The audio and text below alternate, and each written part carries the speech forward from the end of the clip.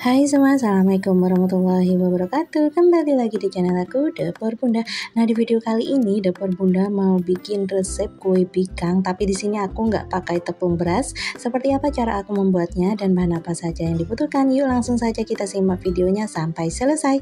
Sebelumnya jangan lupa untuk subscribe dan nyalakan loncengnya agar tidak ketinggalan video terbaru dari channel ini. Oke, tanpa berlama-lama, yuk langsung saja kita ke cara pembuatannya. Langkah pertama, di sini aku udah siapkan 250 gram tepung terigu protein sedang. Kemudian ini tepungnya kita pindahkan ke wadah yang kering dan juga bersih.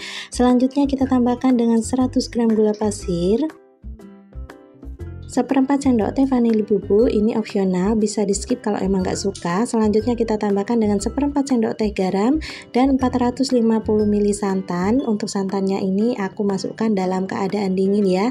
Dan di sini santannya nggak aku masak dulu, jadi kondisinya masih mentah. Kemudian santannya ini kita masukkan secara bertahap sambil kita aduk-aduk seperti ini. Walaupun santannya ini dalam kondisi mentah, tapi kuenya ini dijamin gak bakalan basi ya. Dari pagi sampai malam itu masih tahan banget ya kuenya, jadi gak gampang basi. Kalau tekstur adonannya udah seperti ini jangan kita masukkan sisa santannya. Kita aduk-aduk terus sampai tekstur adonannya itu licin seperti ini. Nah, kalau teksturnya udah seperti ini udah bisa kita masukkan sisa santannya. Selanjutnya ini kita aduk-aduk terus sampai semua bahannya tercampur rata. Kalau teksturnya udah seperti ini, selanjutnya kita tambahkan dengan 1 butir telur berukuran kecil. Nah, di sini mohon maaf saat memasukkan telurnya nggak kerekam ya. Jadi aku salah mencet tombolnya, aku pikir udah direkam, ternyata enggak ya. Nah, ini selanjutnya kita aduk-aduk terus sampai semua bahannya tercampur rata. Nah, kalau udah tercampur rata seperti ini bisa kita saring atau langsung aja nggak apa-apa kalau memang teksturnya itu udah halus banget ya. Kalau adonannya udah muncul gelembung-gelembung kecil seperti ini, itu tandanya adonannya berhasil ya. Dan nanti saat dimasak dia akan membentuk pori-pori kecil. Nah, selanjutnya ini bisa kita tutup dan kita diamkan selama kurang lebih 30 menit sampai 1 jam. Setelah 30 menit aku diamkan, di sini aku ambil sekitar 1 sendok sayur adonannya. Nah, di sini aku ambil sekitar 1 sendok per mangkuk. Kemudian kita tambahkan dengan pewarna hijau dan pewarna orange. Ini opsional aja, kalau emang nggak suka atau warnanya mau diganti boleh banget ya. Nah, selanjutnya kita aduk-aduk sampai tercampur rata. Nah teman-teman, untuk detail resep lengkapnya sudah aku tuliskan di kolom deskripsi ya, jadi teman-teman bisa langsung cek di bawah kolom judul.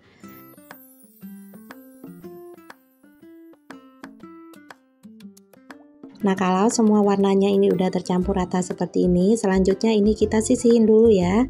Langkah berikutnya kita nyalakan kompornya. Untuk kompornya ini aku pakai api sedang cenderung kecil, kemudian kita olesi cetakannya dengan menggunakan air garam agar nanti saat dicungkil kuenya itu nggak lengket.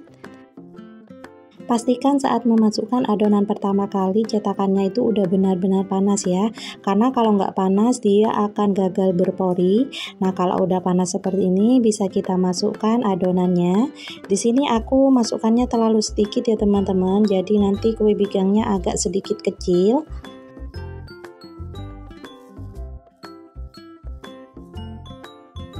Selanjutnya kita tambahkan dengan adonan yang berwarna hijau.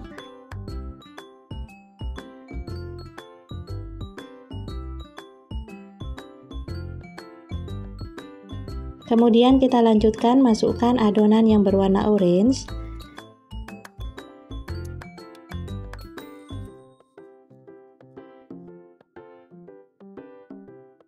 Kalau semua adonannya udah masuk, selanjutnya kita tunggu sampai adonannya ini berpori dan matang sempurna. Nah, di sini apinya stabil ya dari awal sampai akhir.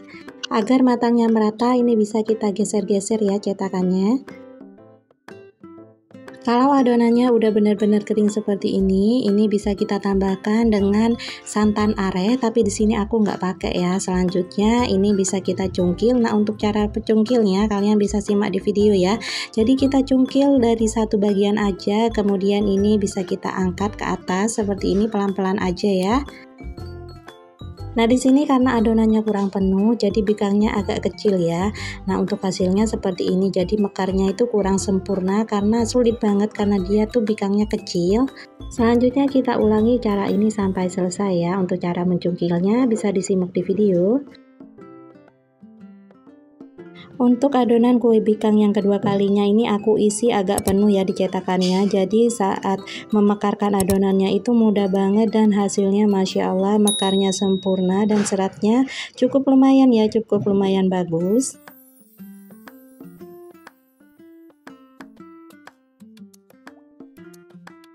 Dan untuk hasilnya seperti ini ya, kue bikang tanpa tepung beras, hanya memakai tepung terigu aja. Untuk bagian bawahnya ini agak sedikit kecoklatan, tapi dia nggak gosong sama sekali ya. Nah, untuk hasilnya seratnya emang kurang bagus kalau untuk kue bikang tepung terigu, tapi ini rasanya enak banget dan kalian wajib banget untuk cobain ini. Dan untuk satu resep ini hasilnya lumayan banyak ya teman-teman, jadi aku menghasilkan sekitar 12 biji. Nah, ini untuk bagian bawahnya agak sedikit keras atau crunchy karena dia itu baru matang. Nah, kalau masih dalam keadaan hangat bagian bawahnya itu emang agak sedikit keras dan crunchy, tapi kalau dia udah dingin hasilnya tuh lentur banget, bagian bawahnya tuh lentur banget. Dan ini untuk kue bikang yang kecil ya, yang tadi aku cetak nggak terlalu banyak atau adonannya aku masukkan sekitar setengah bagian aja, jadi hasilnya itu seperti ini, agak kecil dan itu mekarnya kurang sempurna ya, bisa dibandingkan seperti ini hasilnya.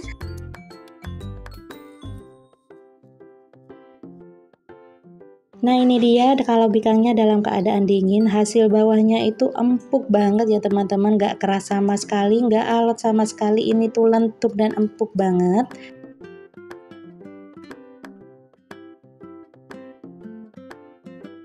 Nah, di sini aku coba robek seperti ini dan Masya Allah ini tuh lentur banget, gampang banget dirobeknya, bagian bawahnya itu nggak alot sama sekali dan nggak keras, ini tuh lentur banget, jadi kalian wajib banget untuk cobain ini. Kita cobain dulu ya kuenya, bismillahirrahmanirrahim, dan Masya Allah ini tuh enak banget, lentur banget dan nggak alot sama sekali. Pokoknya kalian wajib banget untuk cobain ini. Dan gak kerasa kita udah sampai di penghujung video. Untuk kalian yang sudah menyimak video ini sampai akhir, aku ucapkan banyak sekali terima kasih. Dan untuk kalian yang baru menemukan channel ini, jangan lupa untuk subscribe dan nyalakan loncengnya agar tidak ketinggalan video terbaru dari channel ini. Terima kasih. Sekian dulu ya video dari aku, semoga bermanfaat dan mohon maaf jika ada salah. Sampai jumpa lagi di video aku berikutnya. Wassalamualaikum warahmatullahi wabarakatuh.